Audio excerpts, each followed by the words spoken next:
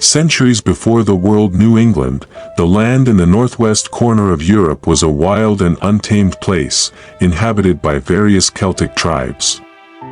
These people lived scattered across dense forests, green valleys, and misty mountains.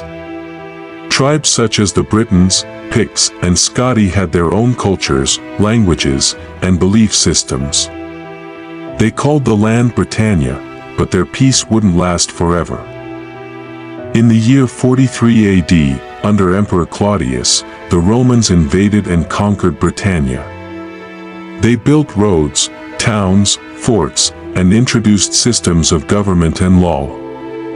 Cities like Londinium, modern-day London, began to grow as centers of trade and administration. However, Roman power never fully conquered the entire island. The northern regions, now Scotland, remained wild and resistant. After nearly 400 years, the Roman Empire began to collapse. The legions withdrew to protect Rome, leaving Britannia vulnerable and in chaos.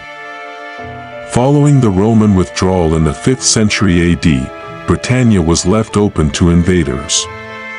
From what is now Germany and Denmark came the Angles, Saxons, and Jutes.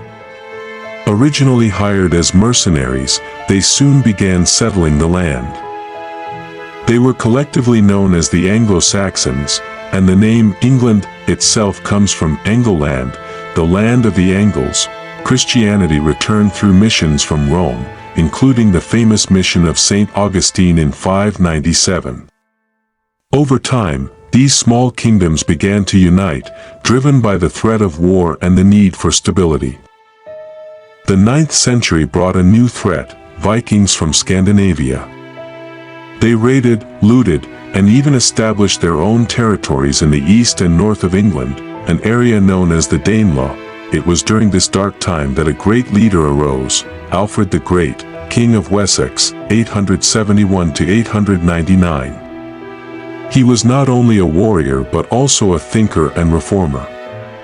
He defended southern England from the Vikings, introduced laws, and promoted learning and education. Alfred is known as the Father of England because he laid the foundation for uniting the Anglo-Saxon kingdoms. His descendants continued his mission until his grandson, Æthelstan, became the first king of all England in 927. But peace did not last. In 1066, a duke from Normandy, in modern-day France, named William the Conqueror claimed the English throne. He landed with an army and defeated King Harold Godwin's son at the Battle of Hastings. William became the first Norman king of England, marking a major turning point in English history. Under Norman rule, feudalism was established, French Norman influenced the English language, and stone castles rose across the land. In the centuries that followed, the Kingdom of England grew, both in territory and influence. But it was not without turmoil. Civil wars, succession crises, like the Wars of the Roses, and conflicts with Scotland and Ireland shaped its path. In 1215, King John was forced to sign the Magna Carta, a document limiting the power of the monarchy and planting the seeds of English democracy. Under Queen Elizabeth I, 16th century, England became a global naval power. This was the beginning of what would become the British Empire.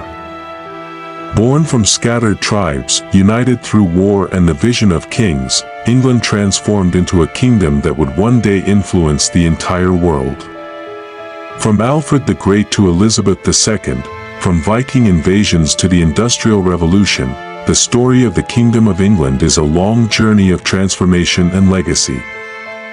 Today, although its imperial power has faded, the Kingdom of England, as part of the United Kingdom, remains a powerful symbol of history, culture, and global influence, a kingdom born from blood, fire, and the dream of a lasting nation.